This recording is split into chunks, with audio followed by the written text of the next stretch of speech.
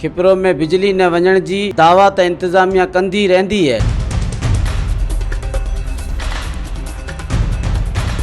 पर खिपरो जे शहरनि जे लाइ इन गर्मी जी सख़्त मौसम में बिजली न हुजण सबबि खिपरो जा शहरी सख़्त परेशानियुनि खे मुंहुं ॾेई रहिया आहिनि। खिपरो शहर में लोड शेडिंग सबबि खिपरो जा रहवासी सख़्त परेशानी में मुब्तला आहिनि।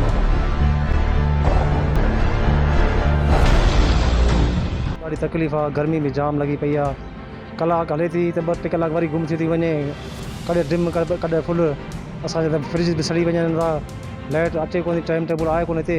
बिजली ॾाढो हिते वधीक बोरान लॻो पियो आहे, ग़रीब माण्हू ॾाढी परेशान आहे। हिकिड़ो त गर्मी जाम आहे, लाइट जो वॾो बोरान आहे हिते भाउ। 5 मिंट हले थी, 2-2 कलाक आहे कोन्हे, सॼो ॾींहुं इहा ई कार आहे। राति जो बि कलाक अधु अचे थी, पोइ सॼो ई राति कोन्हे, वरी सुबुह जो ईंदी आहे, वरी झटका झटकी सॼो ॾींहुं परेशान करे थी राति जो बि। खिपरो जे शहरनि मुतालबो कयो त इन सख़्त गर्मी में लोड शेडिंग सबबि ॿारड़ा तोड़े ॿुढा सख़्त परेशान आहिनि। बिजली जी फिरामी खे यकीन बणायो वञे। कैमरामैन फज़ल उमरानी सां गॾु हरेश KBC अवामी न्यूज़ खिपरो। मज़ीद खबरों और तफसीलात के लिए विजिट करें हमारी वेबसाइट www.awamiNewsHD.com।